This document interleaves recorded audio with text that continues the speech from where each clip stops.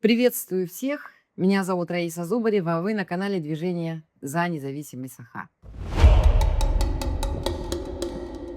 Сегодня я бы хотела обсудить с вами ситуацию вокруг депутата Илтумена Александра Иванова. Вот этот шаг, признание иностранным агентом Александра Иванова, это очень плохой шаг со стороны российских властей. И напротив, любой последующий шаг Александра Иванова только улучшит его ситуацию. Сделали это они, я уже не раз говорила, только потому, что других инструментов у них нет. Посадить его не за что, поскольку он чист. Со всех сторон, я думаю, что они его проверили. Они проверили его налоговые, да, какие-то дела. Они проверили его финансовые дела. Они проверили его на коррупцию. Он со всех сторон чист. Наркотики он не употребляет. Значит, в сексуальных скандалах он замешан не был. Прицепиться к нему вообще в ситуации Иванова прицепиться не к чему. Да? Могли бы вполне спокойно себе административное, уголовное дело завести, административное дело завести. Ну и тут же, в общем, у них не получается. Посмотрите, административки у нас сейчас заводятся там за собрания, может быть, какие-то несанкционированные, на чего не было. Административка заводится у нас за фейки о российской армии, тоже не было. Иванов вполне себе активно, по крайней мере, в самом начале войны, полномасштабного вторжения России в Украину, собирал гуманитарную помощь, отправлять ее на территорию Украины нашим бойцам. Да? Прицепиться не к чему. Административку не влепишь, уголовное дело тоже не возбудишь. Остается единственный рычаг. Он не уезжает. Посмотрите-ка на него, да? Вот такой упорный человек никак не хочет уехать, даже если он не согласен с политикой Кремля, да? Никак не хочет покидать свою родину. Упорно приезжает каждый раз на сессию, каждый раз на сессиях выступает. Каждый раз. И вообще, и не только на сессиях, да, а при любом удобном моменте берет в руки камеру и записывает все, что он думает по поводу нынешней политики российских властей. Нынешней политики Айсена Николаева, кстати, да.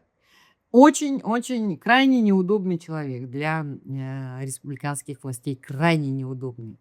Крайне неудобный не только для властей, но еще и для своих коллег-депутатов. Для тех, кто привык по приказу сверху нажимать на кнопки. Правильно же их назвали, да, кнопкодавами. Вот. Абсолютно неудобный человек.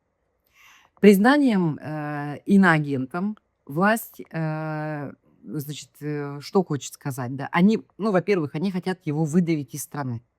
Они хотят, чтобы он уехал, поскольку существование в этой стране становится, очень тяжелым. Это нужно все время ставить плашки, все время говорить, что вот я иноагент, я записываю свое видео, но вот помните, что я иностранный агент. Если ты, значит, мне не поставишь где-то плашку, не дай бог забудешь, да, то обязательно прилетит тебе административный штраф. Если у тебя, не дай бог, будут какие-то ошибки в налоговых отчетностях твоих, да, то тебе сразу же будет штраф. Ты должен вообще все открыть, все свои банковские счета, все движения там денежных средств. Ты должен будешь все показывать, везде отчитываться. В общем, жизнь становится на самом деле у иностранных агентов на территории Российской Федерации очень тяжелой. Вот. И многие принимают решение уехать из страны для того, чтобы иметь возможность свободно говорить. С одной стороны, расчет был на это. Если даже он не уедет из страны, то власть таким образом лишает его политической субъектности.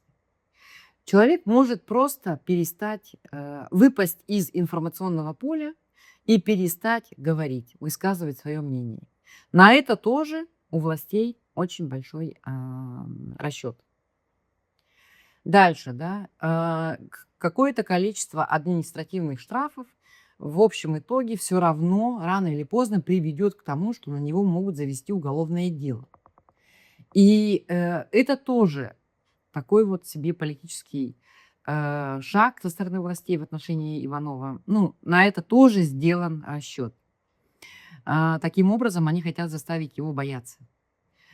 Но любой шаг из перечисленных, он очень плохой, очень плохой. Если он уедет из страны, если Иванов уедет из страны, то у него появится возможность свободно говорить. Свободно говорить все, что он думает. И свободно это выкладывать в любую социальную сеть, в абсолютно любую. Сейчас в стране без VPN не работает ни WhatsApp, ни YouTube, ни Instagram, ни Facebook. То есть, а если он уедет, то у него будет совершенно абсолютно спокойно возможность выкладывать сколько угодно роликов про то, как российские власти, якутские власти притесняют народ Саха на его же территории. Во-первых, он может совершенно спокойно говорить. Второе, что появится у Иванова, если он уедет из России, если он покинет Россию. Поскольку он действующий политик, абсолютно, совершенно спокойно, на законных основаниях, Иванов сможет организовать временное правительство в изгнании. Понимаете? Вот почему решение признать его иностранным агентом было преждевременно. Сначала нужно было человека лишить мандата. Вот. А поскольку они его не лишили мандата, а уже признали иностранным агентом, у него появляется абсолютно законная возможность создать временное правительство на территории другого государства. Временное правительство оккупированной республики Саха. Вот. Я не говорю, что так будет. Да? Я просто сейчас рассуждаю на тему, что он может сделать. Они не лишили человека мандата, депутата не лишили мандата, но уже признали иностранным агентом. У него есть полгода на то, чтобы оспорить этот статус. Но эти полгода он остается депутатом. Он будет оставаться депутатом, пока не оспорит. Что в этом случае вообще будет происходить? В апреле уже следующая сессия, насколько мы знаем, Илтумена. Александр Иванов представляет интересы людей, которые его выбрали. Вот он придет на сессию, как иностранный агент. Что, сессию показывать не будет? Это опять же нарушение закона. У нас же открытость, да? Открытость работы парламента. Каким образом они не будут давать ему выступать? А как же он будет защищать интересы своих избирателей? Опять же, нарушение прав избирателей. Каким образом они будут решать эту коллизию? Тоже мне интересно было бы посмотреть. Дальше, значит, если они думают, что они лишат его голоса таким образом, да, то я думаю, что они зря надеются. Если немножко поднапрячься, да, можно в любом случае писать, что ты иноагент, и высказывать свое мнение. Можно высказывать свое мнение, пусть даже с плашкой, иноагент. Абсолютно спокойно. Дальше, да. Риск уголовного преследования. Риск уголовного преследования самое плохое для нас в этой ситуации и для Александра в этой ситуации. Для нас почему? Потому что мы очень переживаем. Для Александра самое плохое, что если он попадет в тюрьму, он может быть подвергнут пыткам. Это самое плохое вообще, что может произойти. Но такой риск тоже не очень высок, потому что Иванов фигура достаточно публичная. Его многие знают. За его судьбой будут следить тысячи, сотни тысяч человек. И я думаю, что поскольку фигура публичная, у него будут адвокаты, которые будут постоянно с ним на связи и которые будут иметь возможность проверять, в каком состоянии он находится. Так что я думаю, что риск пыток, он, конечно, существует, и это очень, прям думать об этом не хочется. Да? Ну, такой риск есть, но он минимален. Почему для властей это плохо, уголовное преследование, и почему для Иванова это хорошо?